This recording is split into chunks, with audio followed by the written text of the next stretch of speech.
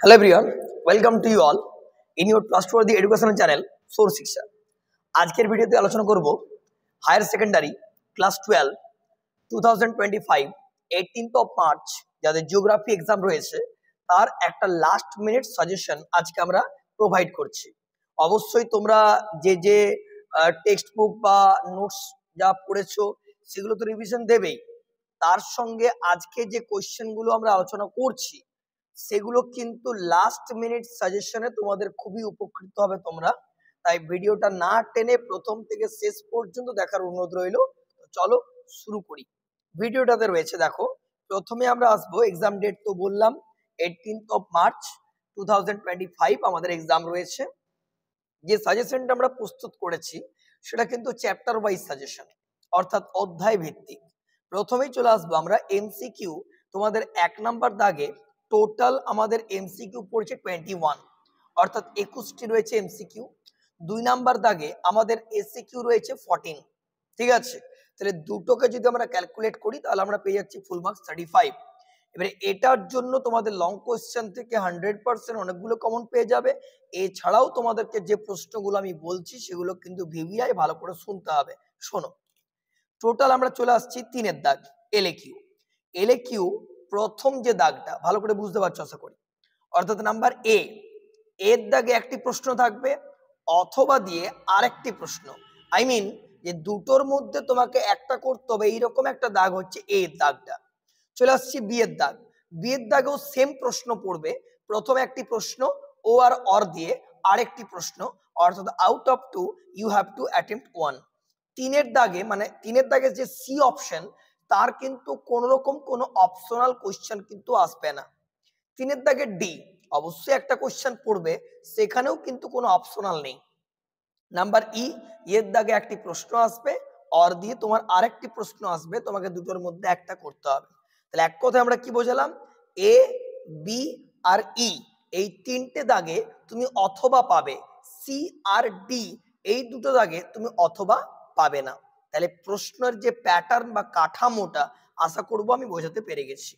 এরপর চলে আসবো কোন কোন প্রশ্নগুলি গুরুত্বপূর্ণ। প্রথম কথা বলি, জিওগ্রাফিতে কোন রকম কোনো কিন্তু লং কোশ্চেন অর্থাৎ 7 মার্কসের এক্সাক্ট কোশ্চেন কিন্তু হয় না, সেটা তোমরাও জানো।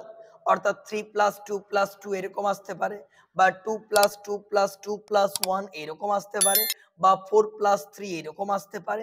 অর্থাৎ প্যাটার্নটা ঘোরাফেরা করে ট্যাগ কোশ্চেনের মাধ্যমে, অর্থাৎ অনেকগুলো ট্যাগ প্রশ্ন, তার মধ্যে কিন্তু প্রশ্নটা আসবে। কি কি সেই প্রশ্ন দেখে নেব। প্রথম চ্যাপ্টার আমাদের ভূমিরূপ গঠনকারী প্রক্রিয়া। এখান থেকে মার্কস 3/4 এর জন্য ইম্পর্টেন্ট কোন প্রশ্নগুলি দেখে নিই। দেখো, ভিভিআই হচ্ছে সমুদ্র তরঙ্গের সঞ্চয় কার্যের ফলে সৃষ্ট ভূমিরূপ অথবা সমুদ্র ক্ষয়কার্যের ফলে সৃষ্ট ভূমিরূপ। ঠিক আছে, এই দুটি প্রশ্নের মধ্যে একটা কিন্তু আসার প্রবল সম্ভাবনা রয়েছে। লাস্ট মিনিট বলছি, আবারও বলে রাখছি, একটা সমুদ্র তরঙ্গের সঞ্চয় কার্যের ফলে সৃষ্ট ভূমিরূপ চিত্রসহ, আরেকটি সমুদ্র ক্ষয়কার্যের ফলে সৃষ্ট ভূমিরূপ অবশ্যই চিত্রসহ। এই দুটো প্রশ্নের মধ্যে একটা প্রশ্ন আসার প্রবল সম্ভাবনা একে। ঠিক আছে, এরপর রয়েছে তুমি যেটা অথবা দিয়ে দেখে রাখতে পারো, আর্টেজিও কূপটা একটু দেখে রাখবে, আর প্রবাল প্রাচীরের যে একটা উৎপত্তি বা শ্রেণী বিভাগ সেটা একটু দেখে রাখবে, তাহলে কাজ হয়ে যাবে। হলো, এরপর প্রথম অধ্যায় থেকে আমাদের যে পার্থক্য সেকশন সেগুলোর মধ্যে থেকে কোনগুলো ইম্পর্টেন্ট বেশি। একটা পার্থক্য করবে রিয়া এবং ফিওর্ড উপকূল। 2 নাম্বার করবে স্ট্যালাকটাইট ও স্ট্যালাকমাইটের পার্থক্য। আচ্ছা, 3 নাম্বার করতে হবে অ্যাকুইফার অ্যাকুইক্লুডের পার্থক্য। আর ট্যাগ কোশ্চেনে দেখে রাখতে পারো স্ট্যাক ও স্ট্যাম্প এর পার্থক্য বা সংজ্ঞাটা দেখে রাখবে, তাহলে হয়ে যাবে। এছাড়া যেগুলো ইম্পর্টেন্ট, অবরোহণ ও আরোহণ প্রক্রিয়া, আর সম্মুখ ও পশ্চাৎ তটভূমির পার্থক্য। আশা করব ক্লিয়ার। 1 নম্বরের জন্য দেখে রাখতে হবে অবিরাম প্রস্রবণ কি, অবশ্যই দেখে রাখবে। ব্যাকওয়াশ কি দেখে রাখবে। পুরো দেশীয় তটভূমি কি দেখে রাখবে 1 নম্বরের জন্য। চলে আসছে আমরা দ্বিতীয় অধ্যায়, অর্থাৎ ক্ষয়চক্র। ক্ষয়চক্র থেকে আমাদের কোন প্রশ্নগুলো ইম্পর্টেন্ট। দেখো, ক্ষয়চক্র থেকে আমাদের মানে মোস্ট ভিভিআই যদি বলো তাহলে নদীর পুনর্যৌবন লাভের ফলে সৃষ্ট ভূমিরূপ, এটা কিন্তু খুব ভালো করে করবে, এই প্রশ্নটি আসার প্রবল সম্ভাবনা কিন্তু রয়েছে। আর এছাড়াও দেখে রাখতে পারো স্বাভাবিক ক্ষয়চক্র এবং মরু ক্ষয়চক্রের তত্ত্বটি ভালো করে একটু দেখে রাখবে। বাট মোস্ট ভিভিআই নদীর পুনর্যৌবন লাভের ফলে সৃষ্ট ভূমিরূপ। আশা করব ক্লিয়ার হচ্ছে। নেক্সট এখান থেকে পার্থক্য কোনটা করে যাব, পার্থক্য করব মোনাডনক ও ইনসেলবার্চ আর পেডিপ্লেন ও পেনিপ্লেনের পার্থক্যটা দেখে রাখবে। ট্যাগ কোশ্চেন কোনগুলো দেখবো, ডেভিসের ত্রয়ী দেখে রাখবে, এন ড্রাম কি দেখে রাখবে, নিক বিন্দু দেখবে, পেডিমেন্ট কি দেখবে, বাজাদা কি দেখবে, মোনাডনক কি দেখবে। 1 নম্বরের জন্য ট্যাগ কোশ্চেন হয়ে গেল। নেক্সট চ্যাপ্টার চলে আসছে আমরা জল নির্গম প্রণালী। এখান থেকে তোমাদের দুটো লং কোশ্চেন বলছি, বিভিন্ন প্রকার জল নির্গম প্রণালীর সংক্ষিপ্ত বিবরণ নোটটা ভালো করে দেখবে। আর 2 নম্বরের জন্য মোস্ট ভিভিআই হচ্ছে জল নির্গম প্রণালীর সঙ্গে ভূতাত্ত্বিক গঠনের যে সম্পর্ক দেখে রাখবে। কোশ্চেনটা একসঙ্গেও আসতে পারে, আবার সেপারেট কোশ্চেনও কিন্তু আসতে পারে। পার্থক্যের মধ্যে দেখে রাখবে বৃক্ষরূপী এবং জাফরিরূপী জল নির্গম প্রণালীর মধ্যে পার্থক্যটা দেখে রাখবে। বাস শর্ট কোশ্চেনের মধ্যে ইম্পর্টেন্ট নদীগ্রাস কি, এই চ্যাপ্টার থেকে। চলে আসছি মৃত্তিকা। মৃত্তিকা চ্যাপ্টার থেকে আসছি ইম্পর্টেন্ট যে মৃত্তিকা পরিলেখটা ভালো করে দেখে রাখবে, আর মৃত্তিকা সৃষ্টিতে জলবায়ু, ভূপ্রকৃতি এবং আদি শিলার প্রভাবটা ভালো করে দেখে রাখবে হলো। আচ্ছা, এছাড়া ইম্পর্টেন্ট মধ্যে পার্থক্যের মধ্যে ইম্পর্টেন্ট রয়েছে এখানে এলোভিয়েশন, ইলুভিয়েশন দেখে রাখবে। আচ্ছা, আর পেডোকেল এবং পেডাল ফার এর পার্থক্যটা ভালো করে দেখে রাখবে। এরপর আমরা ট্যাগ কোশ্চেনে আসবো। ট্যাগ কোশ্চেনে অ্যান্টিজল, মলিজল, অক্সিডেশন সবগুলো একটা করে বৈশিষ্ট্য দেখে রাখবে। গ্লেইজেশন কি দেখবে, মৃত্তিকার ক্যাটার্ন দেখবে, পিএইচ মান অর্থাৎ পন্ডাস হাইড্রোজেন 1 গ্রাম বিশুদ্ধ জলে যে পরিমাণ মুক্ত হাইড্রোজেন থাকে তাকে আমরা ওই মৃত্তিকার পিএইচ মান বলি, তাই তো। আচ্ছা, চলে আসছি বায়ুমণ্ডল চ্যাপ্টার। বায়ুমণ্ডলীয় গোলযোগ থেকে দেখে রাখবে মৌসুমী বায়ুর সঙ্গে জেট বায়ুর সম্পর্ক আর নাতিশীতোষ্ণ ঘূর্ণবাতের উৎপত্তি। পার্থক্যের মধ্যে ঘূর্ণবাত ও প্রতীপ ঘূর্ণবাতের পার্থক্যটা ভালো করে দেখবে। নেক্সট প্রশ্ন চলে আসছি জলবায়ু শ্রেণী বিভাগ থেকে নিরক্ষীয় জলবায়ুর বৈশিষ্ট্য দেখবে, আর ভূমধ্যসাগরীয় জলবায়ুকে বিনোদনের জলবায়ু বলে কেন। ডোলড্রামস কি দেখে রাখবে।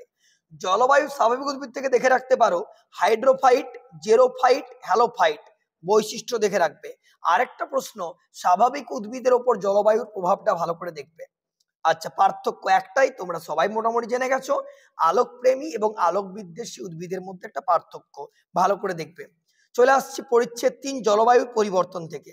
বিশ্ব উষ্ণায়ন, ওজোন স্তর আর গ্রিন হাউস, তিনটেই মোটামুটি জানা চ্যাপ্টার, এক্সপ্লেন করে লিখতে যাবে, তাই তিনটেই দেখে রাখবে। জীব বৈচিত্র্য থেকে জীব সংরক্ষণের উপায়গুলি দেখবে, আর ইনসিটু এক্সিটুর মধ্যে পার্থক্যটা ভালো করে দেখে রাখবে। ট্যাগ কোশ্চেনের মধ্যে আলফা, বিটা, গামা দেখে রাখবে। আর দুর্যোগ ও বিপর্যয় থেকে একটাই পার্থক্য, দুর্যোগ বিপর্যয়ের মধ্যে পার্থক্য। এছাড়া ট্যাগ কোশ্চেন আসবে মেঘ ভাঙা বৃষ্টি কি, আচ্ছা বিপর্যয় প্রশমন কি, হড়পা বান কি, এগুলো। চলে আসছে আমরা অর্থনৈতিক কার্যকলাপ থেকে।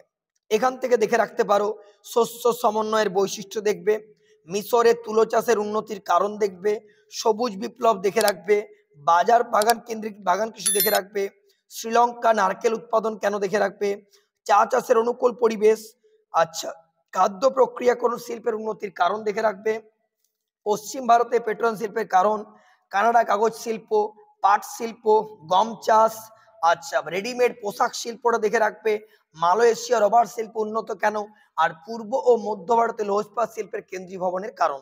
ঠিক আছে, এখান থেকে কিন্তু টোটাল আমাদের এক কোশ্চেন রয়েছে 9টা কিন্তু যে প্রশ্নগুলি বললাম খুব ভালো করে দেখে রাখবে। পার্থক্যের মধ্যে শুষ্ক ও আর্দ্র কৃষি, জীবিকা সত্তা ভিত্তিক ও বাণিজ্য কৃষি, আর নিবিড় আর ব্যাপক কৃষির পার্থক্যটা ভালো করে দেখে রাখবে। এছাড়া জনসংখ্যা জনস থেকে দেখে রাখবে কাম্য জনসংখ্যা, অসম জননাতমের কারণ দেখে রাখবে, গ্রামীণ বসতি আর গোষ্ঠীবদ্ধ বসতির বৈশিষ্ট্য দেখে রাখবে। এছাড়া রয়েছে বিক্ষিপ্ত বসতির বৈশিষ্ট্য ভালো করে দেখে রাখবে। এছাড়া পার্থক্যের মধ্যে ইম্পর্টেন্ট জনস্বল্পতা জনকীর্ণতার পার্থক্য দেখবে, জনঘনত্ব মানুষজনের মধ্যে পার্থক্য দেখে রাখবে, বাস। আর আঞ্চলিক অর্থনৈতিক উন্নয়ন থেকে দেখে রাখবে পরিকল্পনা অঞ্চল উন্নতির কারণ, আচ্ছা হলদিয়া বন্দরের গুরুত্বটা দেখে রাখবে। এক্সট্রার মধ্যে তো কিছুগুলো বলছি, ভৌম জলটা একটু দেখে রাখবে, স্তর বিন্যাসটা, কারণ ট্যাগ কোশ্চেন দ্বিতীয় ভাদস্য স্তর কাকে বলে, তখন তুমি কি করবে, তাই ট্যাগ কোশ্চেনটা ইম্পর্টেন্ট। নীল নীল বিপ্লব দেখে রাখবে, আর দুগ্ধ প্রক্রিয়াকরণ শিল্পটা দেখে রাখবে উন্নত কেন ভারত। আচ্ছা, এই রইলো ব্যাপার। আর আধুনিক যোগাযোগ ব্যবস্থায় কৃত্রিম উপগ্রহের কিন্তু একটা ভূমিকাটা দেখে রাখবে। এছাড়াও মধ্যে তোমাদের সবগুলোই পড়া রইলো, যেগুলো যেগুলো বললাম। আর কাস্ট ভূমির গঠনের শর্তটা দেখে রাখবে একটু, বাস। এই যেগুলো বললাম সেগুলো খুব ভালো করে দেখে যাও, পুরো কংক্রিট সাজেশন দেওয়া আছে। যেগুলো দিলাম তার মধ্য থেকে আশা করব শর্ট এবং লং মিলিয়ে আউট অফ 70 তোমরা কিন্তু 50 মার্কসের কমন কিন্তু পেয়ে যাবে। যেহেতু লাস্ট মিনিট ডিটেলসটা আর বললাম না, তাই 50 মার্কস তোমরা অনায়াসে কমন পেয়ে যাবে। এবং 30 মার্কস তোমাদের প্র্যাকটিক্যাল, তাই প্রজেক্ট তো তোমাদের অলরেডি সাবমিটেড হয়েও গেছে, এক্সামও তোমরা আশা করব খুব ভালোই দিয়েছো। এটা কিন্তু থিওরিটিক্যাল সাজেশন দিয়ে রাখলাম, অথেন্টিক সাজেশন। তোমরা এর ওপর 100% বিশ্বাস করতে পারো, উপকৃত হবেই হবে। ক্লিয়ার? এরপর তোমাদের এক্সাম দাও। অবশ্যই চ্যানেল যদি নতুন হয়ে থাকো সাবস্ক্রাইব করে দিও এবং পাশের বেল আইকনটি অবশ্যই প্রেস করে সঙ্গে থাকো, চ্যানেলের সঙ্গে থাকো, সাবস্ক্রাইব করে দিও। যদি কোনো জায়গায় কোনো প্রবলেম থেকে থাকে কমেন্ট বক্সে লিখে জানিও, আমরা তা অবশ্যই কারেকশন করে দেওয়ার প্রচেষ্টা রাখছি। আজকে এই অবধি, দেখা হচ্ছে খুব শীঘ্র নেক্সট ভিডিও নিয়ে। টাটা।